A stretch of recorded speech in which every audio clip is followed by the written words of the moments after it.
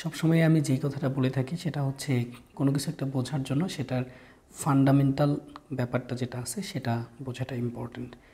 তাহলে আমরা জানি যে ইকোনমিক্সের একটা অন্যতম টার্গেট হচ্ছে ফুল এমপ্লয়মেন্ট এনশিওর করা। আপনি চিন্তা করেন যে কোনো একটা ইকোনমিতে যদি সবগুলো মানুষ তাদের যদি এমপ্লয়মেন্ট থাকতো, তারা যদি কিছু না কিছু করে তারা ইনকাম করছে এমন ব্যবস্থা থাকতো, তাহলে কিন্তু আর কারো কোনো টেনশন থাকতো না, সবাই খুব সুন্দর জীবনযাপন করতে পারতো। কিন্তু এটা কিন্তু এনশিওর করাটা অনেক টাফ এবং সাধারণত এটা হয় না।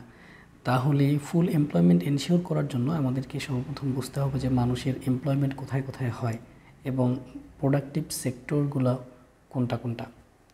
তাহলে ওয়ান্স অ্যাগেইন আমরা যখন ইকোনমিক্সের কোনো একটা আইডিয়া নিয়ে কথা বলবো তখন অ্যাডাম স্মিথকে কনসাল্ট করা ছাড়া কোনো উপায় নেই, কারণ হি ওয়াজ দ্য ফার্স্ট পারসন যিনি সবগুলো আইডিয়াকে একত্রিত করে তিনি একটা কম্প্রেহেন্সিভ একটা মডেল দাঁড় করাইছিলেন।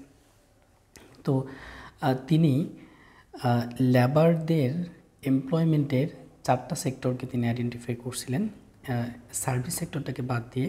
প্রথমত হচ্ছে এগ্রিকালচার, সেকেন্ডলি ম্যানুফ্যাকচারিং, থার্ডলি হচ্ছে ডোমেস্টিক ট্রেড এবং ফোর্থলি ইন্টারন্যাশনাল ট্রেড।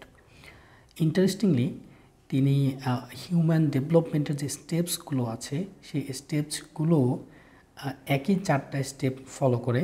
নাম্বার 1, মানুষজন সর্বপ্রথম এগ্রিকালচারে নিজেদেরকে নিয়োজিত করে। সেকেন্ডলি মানুষ ম্যানুফ্যাকচারিংয়ের দিকে যায়।